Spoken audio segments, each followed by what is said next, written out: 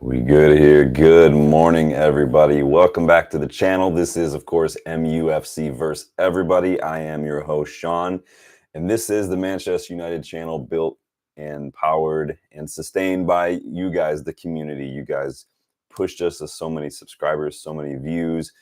Your interaction, your thoughts, your feedback, your perspective, and just your knowledge overall is, I'm constantly blown away by it. I'm super blessed to have this channel and to be able to interact and engage with you guys on a regular basis. We've got people tuning in from Africa, the UK, Boston. My boy Danny in the chat already watching the Bin Dippers. Yeah, I have the foot mob next to me over here. I started watching it, but then I had to shoot upstairs. But I was mostly curious to see how Kieran McKenna's Ipswich. I can't believe they've got so many yellow cards already. But any case, obviously we are back today with my three thoughts on the match yesterday as Manchester United secure all 3 points against Fulham to open the 24-25 season at home at Old Trafford with the win.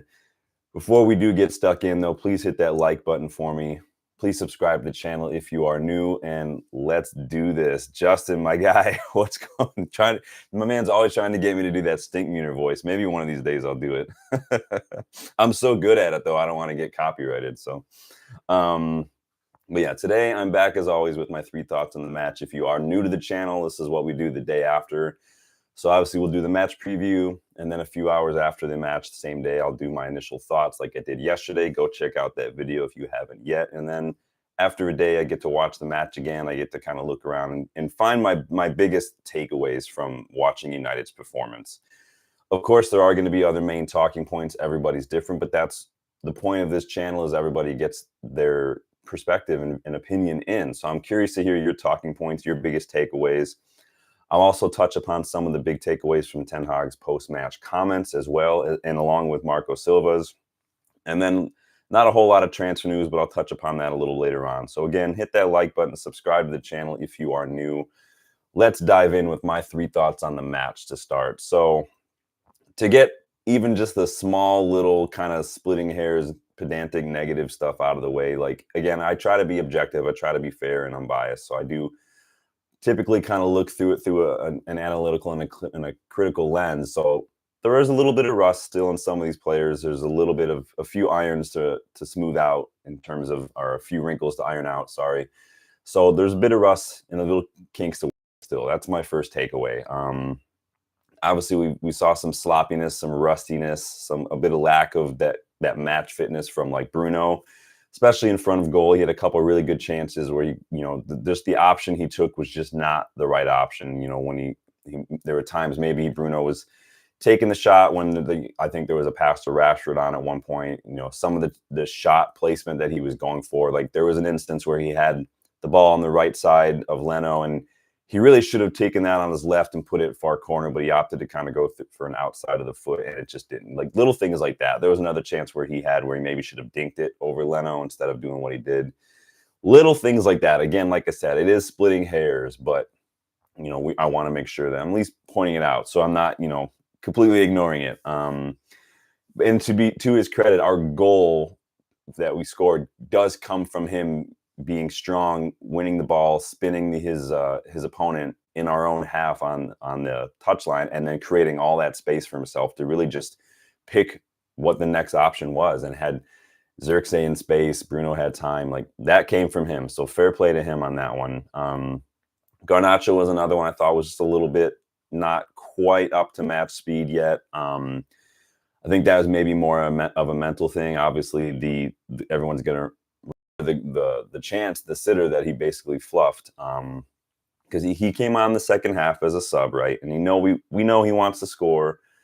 We know Garnacho wants to get himself involved. We saw it in the Community Shield. We saw it even late last season in the FA Cup final. He wants to get in. He wants to score. He's, to his credit, he can do it. I think that there's a chance that maybe coming on as a sub, kind of being hungry, maybe just the excitement, maybe just whatever you want to call it, that maybe he's looking a little too much to hold on to the ball to do something with it. And when he should be passing the ball. We saw it late in the second half. We had a free kick. He got the ball. He had some options to pass, but he just took one too many touches, dispossessed, went down, wasn't a foul. and Fulham got a really good counterattacking opportunity out of it. It's just things like that, just a little bit of just match sharpness that's not quite there yet. So, but then he managed to grab the assist for Xerxes' goal. So I'm not gonna go too hard into Garnacho, right? And even Statman Dave, if you guys follow Statman Dave, go check him out.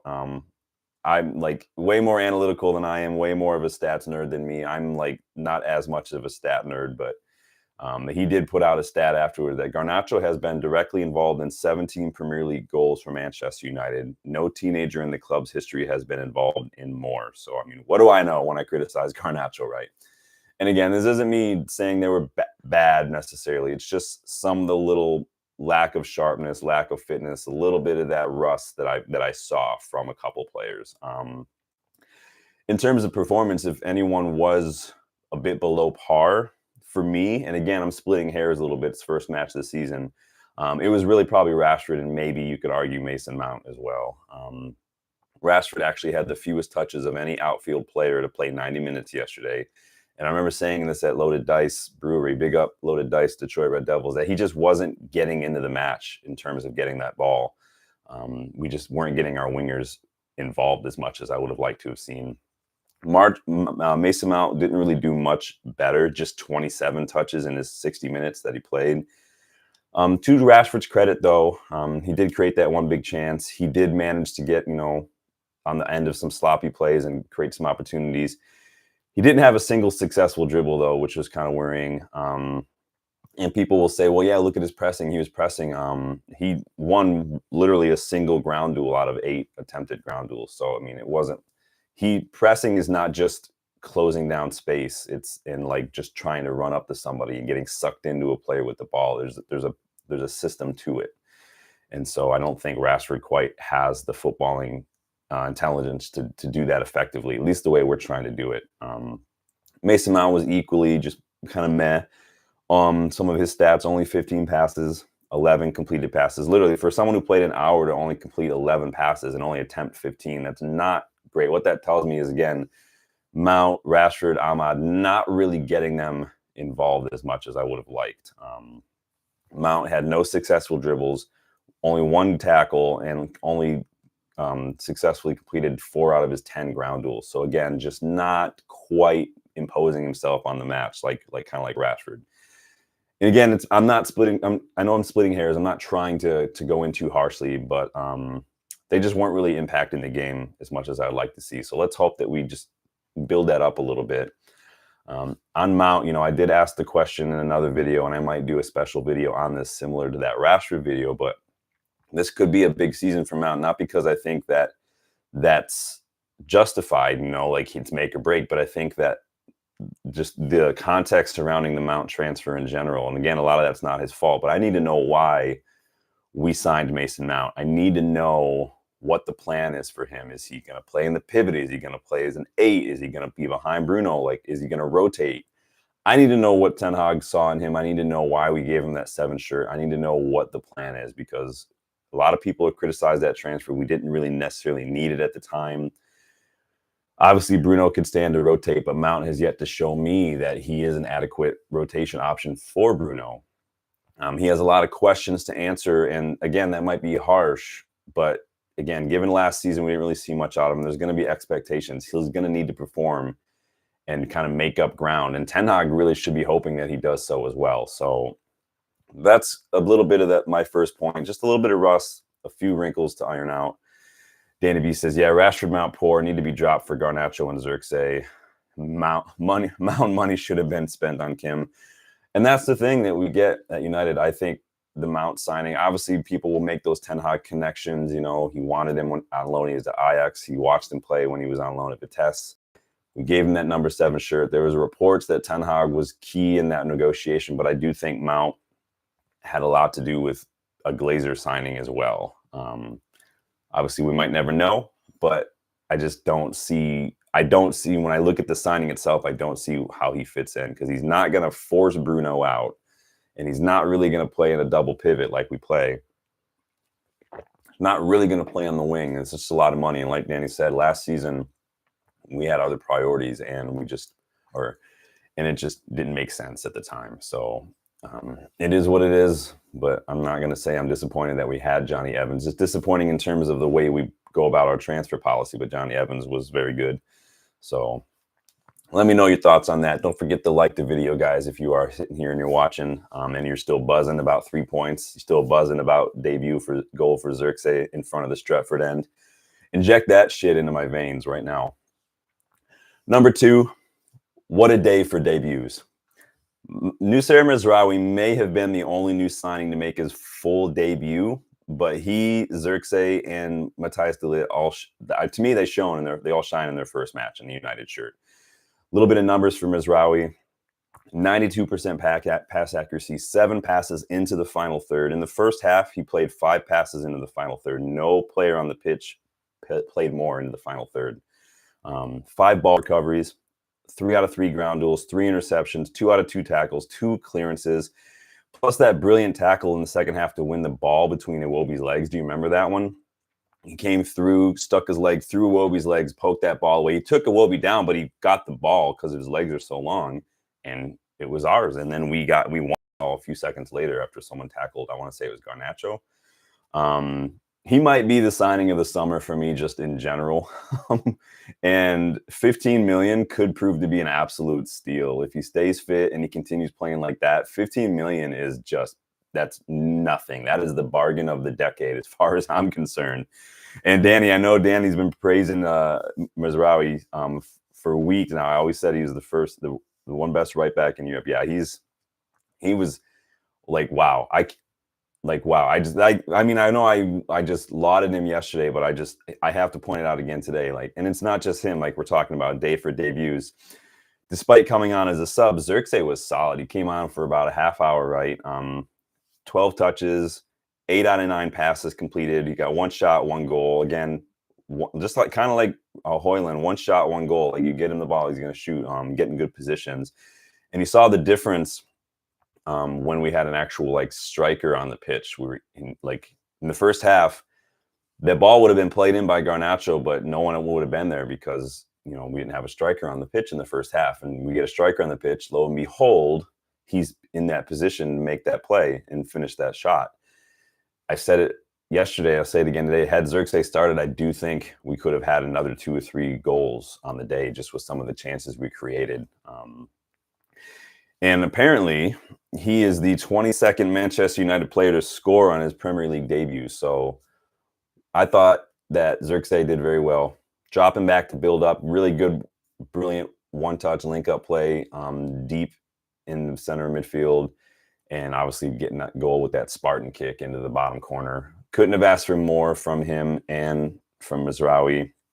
Danny B says both Mezraoui and Xerxes are so calm on the ball. And I know that's how you know that these players are good. Like it's the same with Kobbie Mainoo. It was the same with Berbatov even. Like when they just look like they're just like that they're confident, they're composed. Even Pogba had it to a degree. Now Pogba was a little weak sometimes and he lost the ball too frequently, I think. But Pogba was very good on the ball. And so I think that when it looks like they're playing slowly, when it looks like they're almost lazy, I guess, for lack of a better word, I think sometimes you know that they've got it. And it just seems like he knows what he's doing. He's just not worried at all. And to come into the new league on your debut after only having a couple of weeks with the first team in training and stuff, I know he played that behind closed doors friendly like I thought we would do. I was very impressed. Irfan, welcome back, bud. It says Mount Rashford out, Garnacho Xerxes in. Yeah, I think you're not alone in that, my friend. So, and then de Ligt came on, did solid. I remember, I forget who it was. I forget the exact timestamp on it, but he had a really good aerial duel, just muscled the Fulham player off the ball, won that ball high in the air. That's what I want to see from him. He's got that physical presence. He's a good box defender, but he's also so good with the way Ten Hag wants to play. Obviously, he didn't play too many minutes yesterday, but from what I saw, it was very composed. And the fans, they were already excited for him. Everybody's cheering when he was warming up. It was great to see. Obviously, Maguire had an excellent match yesterday. So it's a good problem for a manager to have players who, on paper, you might not think Maguire is the level of de Ligt or Licha, but performance-wise, to have players who are performing and challenging each other and pushing each other to maintain and improve, that's never a bad thing. That's the best kind of headache you can have as a manager. So I'm just glad that we have that. I hope everyone can stay fit. It's been a long time since we've had that quality in depth. So let's see. Danny B says the Dippers are struggling with Ipswich, not much going forward. Well, and this is the thing that people need to realize is people were so quick to criticize Ten Hag or Van Gaal or anybody like Dutch managers who play a traditional Dutch style. It's not going to be this crazy attacking like heavy metal football that Jurgen Klopp liked to play, even though that was basically just 80s kick and rush football. It is going to be patient. It is going to be more high percentage on the ground stuff. It is going to be more patient in the build-up. Obviously, I'm not watching the match, but I know that compared to the way Ipswich played, at least in the championship, they do play very attacking. They do play very wide. They do get Leif Davis involved, who is a left back that I'd really like us to look at. But people are going to need to understand that it might not be successful for a couple years, and I wish that more fans and pundits and whatnot. But it's going to be interesting to see what the pundits have to say if the slot's struggling. You know, they were so quick to go in on Ten Hag before he even arrived, and it's been nothing but twerking for Arne Slot in Liverpool. But we know that's the way it is. So let me know your thoughts on the debutantes, Mazraoui, De Ligt, Xerxes, what you thought of their performances, what you thought of Xerxes' goal. I think that it's getting me excited. I'm like, Mazraoui has got to be one of the most exciting signings that I've seen us make in a while. Just not only going when we signed him, but just watching him play. Like, it was literally like watching the right back version of like Michael Carrick. It just, everything was silky, everything was calm, everything was just effective and done almost to perfection. And he did everything on the ball and off the ball. Like, it was amazing. I couldn't be happier. Davis says Davis definitely one to look at. He handled solid well in the first half. Davis is a little older. I want to say he's like 24, 25, but he was included as one of my options in my left back targets video a couple months ago when I was looking at replacing Luke Shaw. He was one that I thought he could come in and immediately start. He led the championship in assists last year. He had like 14, 15 assists in the championship last season. But that's the way McKenna plays. It's not going to be the way Ten Hag plays. But that's something to look out for. But I do like him a lot. Irfane say I like all now player. Yeah. All right, so number 3, this one, I struggled with the title for this one. You guys let me know. So bringing Hexy back was the one I landed on. I started with Hex Appeal, I'm too Hexy for my shirt, Hextraordinary, basically the hexagon, the 424. I'm sorry, it was a long day yesterday. I got a little punny with that.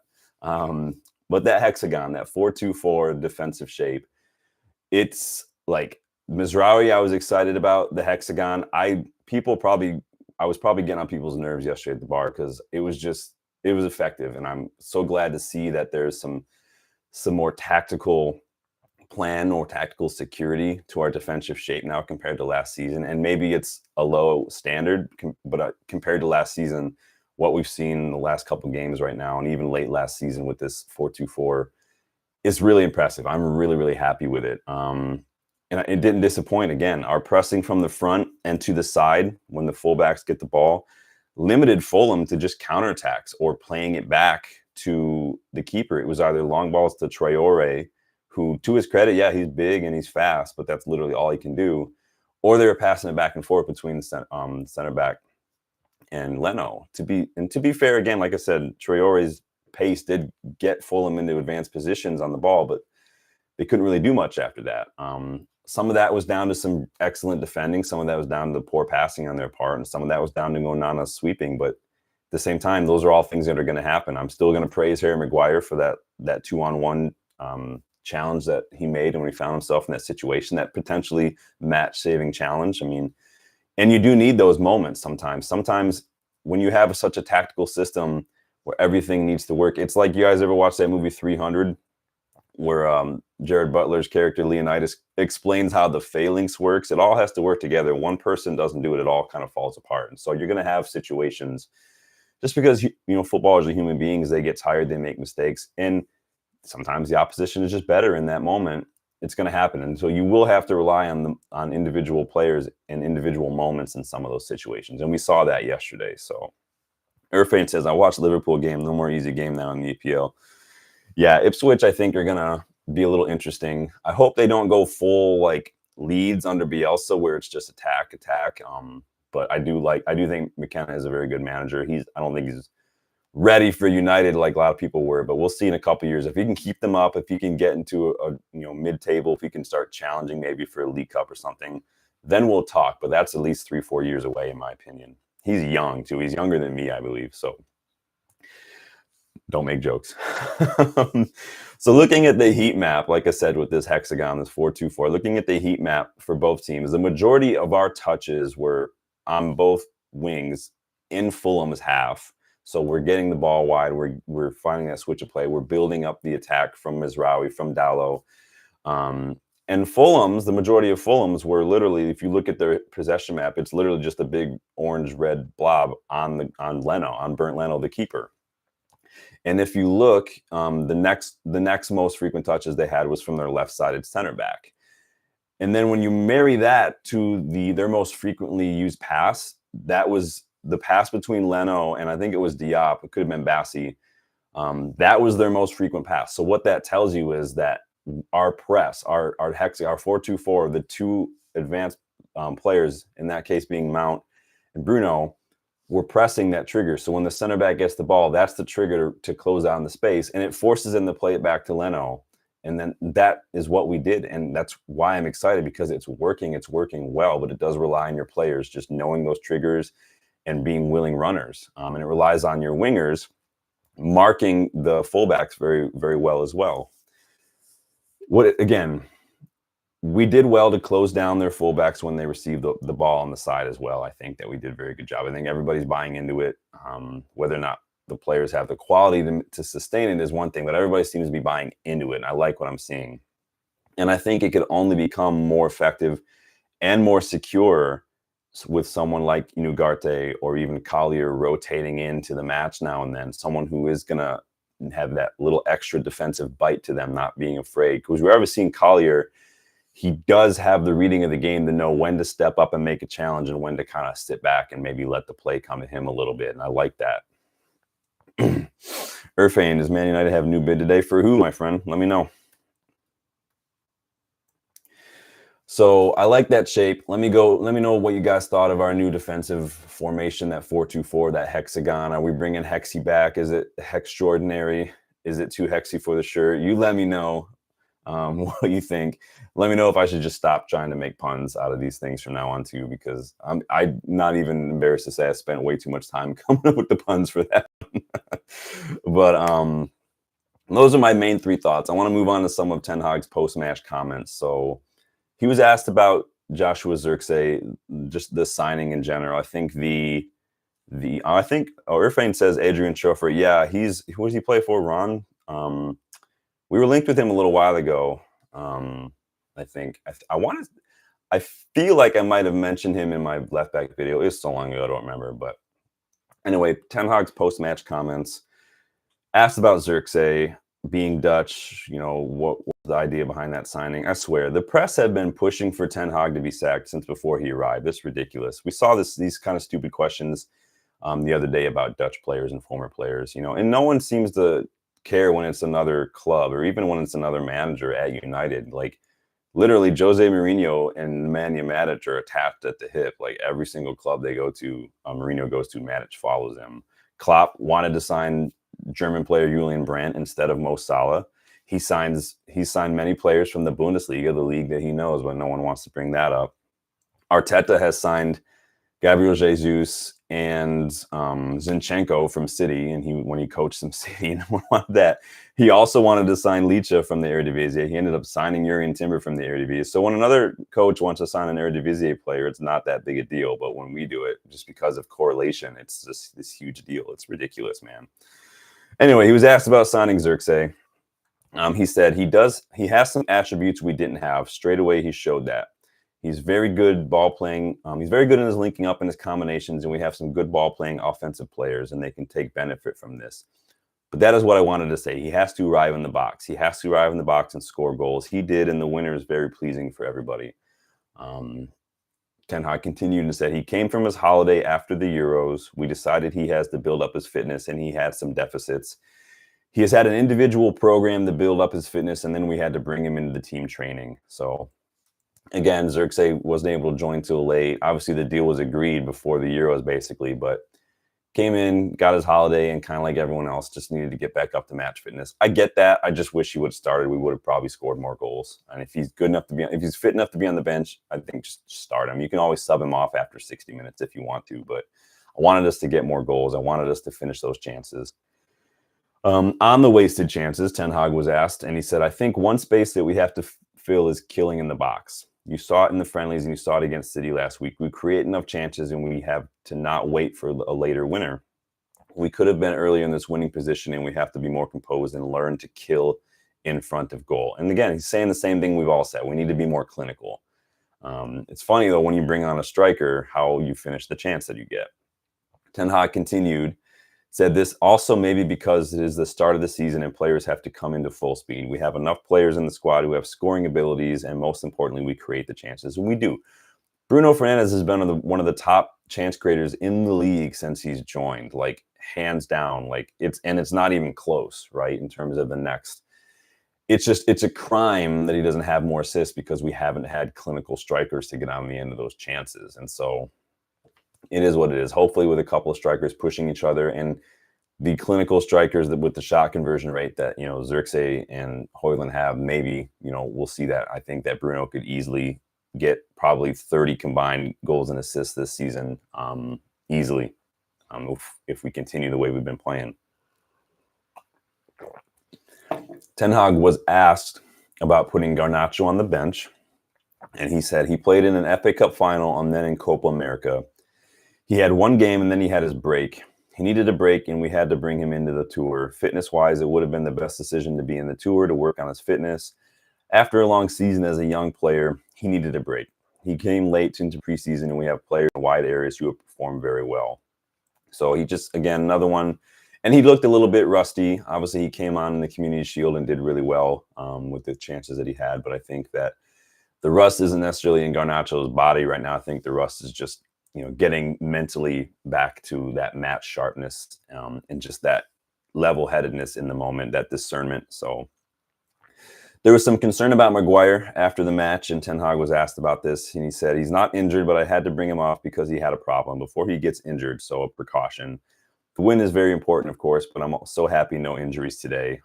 So yeah, no injuries, always a plus as far as United is concerned. Sounds like Maguire just felt a little something, maybe getting a little sore, maybe starting to get a little, cramp or something, and we just took him off and you can do that. To be able to take off Maguire, who was having an excellent match, and then bring on De Ligt to come on for his debut. Again, like the best kind of problem you can have as a manager. And reportedly, I guess Ten Hag said Sancho had an ear infection. I must have missed that yesterday when I gave my initial reaction. I'm not sure 100% if I'm buying that. It's not, Ten Hag and Sancho obviously had their issues. Sancho not in the squad, heavily linked with PSG. Manuel Ugarte missing out on the matchday squad for PSG. It's not necessarily 100% a coincidence, right? So, wrapped in cotton wool to make sure that potential deal goes through. On the performance as a whole, Ten Hag said, Fulham is always a difficult game. They are very good on the ball, but I think we defended. Especially we pressed very well. But after, I think, 10, 12 minutes, we found our spell. And he's right. You look at the match momentum and stuff. Pretty much after that first 10, 12 minutes, it was just all United in terms of just the momentum and the control. He says we kept under pressure and they had a lot of trouble. They didn't come out of the pressure, which was good, and we created a lot of chances, I think. And we should have scored earlier. That's the only criticism I have on the team. Kill in the box. Yeah, and I think United has a history over the last 6, 7, 8 years of just we waste those chances, and it does come back to bite us in the ass more often than not. We saw it under Mourinho. We saw it under Ten Hag. We get chances, we just don't put them away. And players like Rashford, even Bruno yesterday, they have to do better because when you don't get too many chances like that in the Premier League, you just don't. And so got to be clinical, find your strikers and make something happen and finish those chances. Marco Silva wasn't too happy in his post-match chat. He was critical of his side getting too emotional and rushing things on several occasions.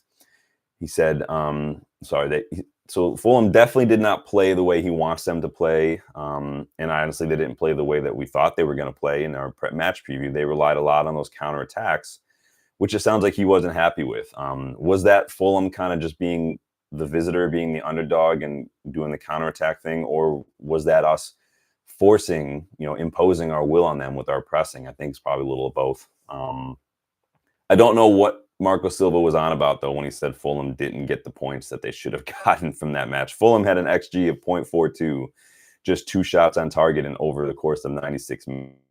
It was like that match a long time ago. I want to say it was Brighton. People it was unfair. Brighton should have won. Like, Brighton had some shots, but none of them were on target. Like, why do you think you deserve the points because you're taking a lot of pop shots? That's not how it works. If you have an XG of a 0.42 and only 2 shots on target in 96 minutes, you don't deserve to win. I'm sorry, you just don't. We were just much better. And just like the Community Shield, we could have scored more with some clinical finishing. So I think that Fulham were lucky not to have lost by 2 or 3 goals. And I've seen some people saying, like, oh, it's only Fulham. It's only Fulham. Haters going to hate. Agenda's going to agenda. People forget that Fulham put 3 past Liverpool last year and nearly got something from that match. They beat Spurs and Ange Ball last year. They took 4 points off Arsenal last year as well. They're not bad, and they can very easily frustrate and even upset the bigger sides. I guess some people just want to be negative, but it is what it is. If you can't celebrate a debut winner at Old Trafford to start the season, then football ain't for you if you're going to nitpick and be negative like some fans are. I saw this one dude on the United stand. I think his name was Usman. They were doing their fan forum. That dude... Like, I'm not trying to be super critical. I'm not trying to start anything. I'm just like, that's the example. Like, some people just want to be negative. And you can tell when people have their subjectivity and their bias that's creeping in when it's more about players, individual players, than it is about performances and stuff on the day. So it is what it is. Danny B. Irfan, I haven't watched True for Any Good. I haven't watched him because I don't have the French league, but I have, like, followed him a little bit. I can't remember for the life of me where he plays. Now it's going to bug me. But he is one, I won't lie, I have signed him on my United career mode a couple times as I've played. But he is a good little fullback. There's another guy like Josh Deutsch who just went to Sassuolo from Hellas Verona. I really like as well. I want to say I did put Trafford in my... He's only 22, and yeah, he plays for Rons. He's Belgian. Good, kind of like, again, another progressive fullback, gets forward, gets a lot of progressive passes received. Good young left back. There's a lot of good options out there. We need to start planning for life without Luke Shaw. If it's true that we have made a big offer for Ferdi Kadiolu at Fenerbahce, then I do think we already are planning for life without Luke Shaw. You don't make a big offer like that when you have other priorities like midfield, and you're not willing to spend more than you plan in the transfer market unless you feel like, you know what, that's just what we have to do. So Danny B says 30% of fan base like that. Sean, you mean signing people on FIFA? Yeah, I won't lie. Like, you look around and you look at things. I'm so weird when it comes to like manager mode on FC24 and FIFA. One of the best things that I saw that they're doing now in something that I've been wanting them to do, because I'm very big on immersion when it comes to manager career mode. So I'll like, let's say the game doesn't come out till after the transfer window. You start a season, I will literally turn the transfer window off to start and play it like we're done with the transfer window and this is who I am. If I start a new career mode like now, I'm going to sign the players that we've signed, and I'm going to sign the players that we look likely to sign. I'm going to play that way because I want it to be realistic. So one of the best features I saw they're introducing now is the live start, something I've been asking for a while.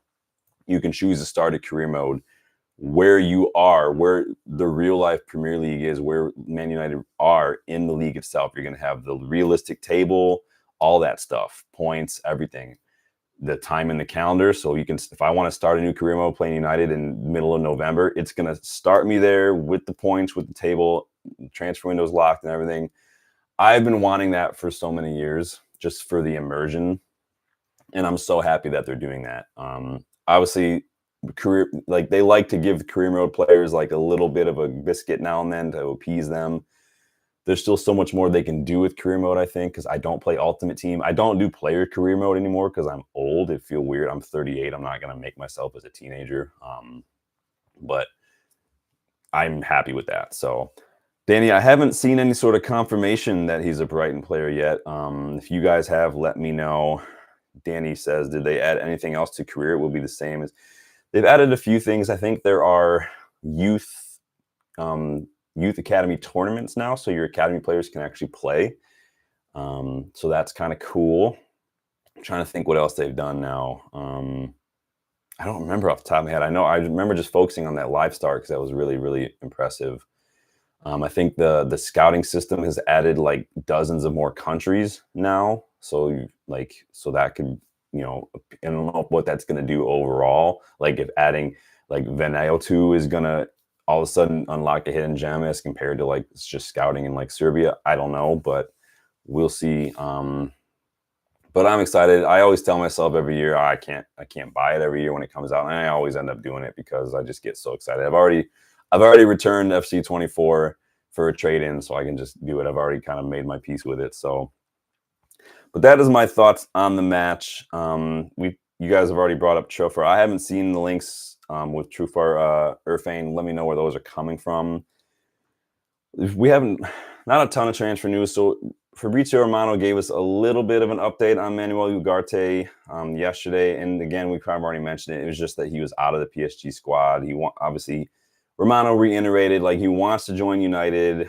The deal's never off. It's on. It will depends on what PSG want. So it's just, it is basically the same. And you guys know I don't like to just reiterate the same stuff every single day. I like to have something new to share and talk about and get your features on, but that's about all we have on that. There was some reports coming out from Gianluca Di Marzio yesterday that Fiorentina are now currently working out the conditions of a possible deal to sign Victor Lindelof. So we know Lindelof's had interest from Fenerbahce. It was rumored the other week that he was getting interest from teams in Italy. It sounds like maybe Fiorentina are one of them. I did see some photos of Victor Lindelof on a crutch yesterday from, I think, his wise partner. I don't know if they're married or his partner's Instagram or something was what it did. So we'll see if that has any sort of impact on a potential sale. I really hope not, because Lindelof's just one of those ones who probably just need to move on. Same as Eriksen. Same with probably Sancho. I'm with Shaw. I mean, you can argue Shaw as well. I'm just looking up these. Now you guys got me interested. I'm looking up the career mode features to remind myself. Rush mode. I don't know what rush mode is, but yeah, youth team has regular 5-a-side tournaments. There's women's football, live start points, like I said. Oh, the other one, the icons are going to be available now. I know. So it was confirmed that icons like David Beckham and those guys are available in player career, which is super weird. I hope they're available for manager career personally as well. So if you could choose some of those guys as managers. Sometimes I would take like an older player and start a player career and then retire and then take over as a manager. I did that with Juan Mata for a few years. I would start a career as Juan Mata, retire, and then I would take over Valencia, take him back to Valencia and manage them. Things like that you can start to do when you get a little bored with career mode, just for that kind of thing. So the other thing is this FC IQ, Danny, if you've seen that, it's just a tactical overhaul, player roles and development plans. So we saw like these traits and things that you see kick in now. I guess there's going to be player roles that you can choose to develop and stuff. So it's interesting, these little things, to see how they work. And then they've added a ton of countries. Now you've got over 160 countries now for youth scouting. If you do player career mode, you can have a background story, I guess. I don't really know what that has to do with anything, but things like that. As far as I'm concerned, the live start's probably the only one that's super impactful, and then the youth tournaments as well. I think the youth tournament's good because I do utilize all the scouts when I play. I try to get the best scouts. I try to build an academy, and I think that when they're just sitting in the academy, they don't really develop. And so it's good now that you're able to have them play in games and actually develop, and I think you can jump in and control it as well. It's a 5-a-side for them. So that could be really good. That is going to do it for me. Like I said, not a ton of transfer news to talk about, but those are my 3 thoughts. So a little bit of rust, a little bit of match sharpness still yet to find, as we saw, which isn't a big deal. a day for debuts from Xerxes, from Mazraoui especially, and then we're bringing Hexy back. That hexagon is promising. It is effective, and with better players than who we can improve on, someone like McTominay, improve upon someone like Ericsson and stuff, and have good quality rotation in there. I think that hexagon is only going to get better, and we're only going to see good things. I'm just looking up these Adrian Trufer United links because I want to see if they're coming from anywhere. I'll look it up a little bit. Don't want to kill your guys' time on that, but that is going to be it for me, you guys. Don't forget to leave some comments after the match, after the video is over, just to let me know what your thoughts were, what your main takeaways were. Are you buzzing about 3 points? Hit that like button for me, please. Subscribe to the channel. The channel is growing. I'm super excited about it. I'm having to upgrade some equipment around here for getting more people involved on these live shows, like we had Dylan on here on Saturday for the season award show. Go ahead and watch that video if you haven't yet. It was a lot of fun. I've got a bunch of guys at the Detroit Red Devils yesterday trying to get on the channel as well. So see if we can find time for everybody. We'll probably do another video in a couple weeks towards the end of the transfer window, rating the transfer window, and then kind of giving our expectations for the season. So really like to get that video going. Don't forget to come by when that one goes live so you can get involved. Cheers, Danny. Enjoy the rest of your weekend. I'm going to go watch the second half of this Liverpool-Ipswich match just to see what Arne Slot's doing and what Kieran McKenna's doing. Appreciate everyone for stopping by today. Irfane, Danny, always a pleasure. You guys, my boy Justin. I will see you guys on the next one. Later.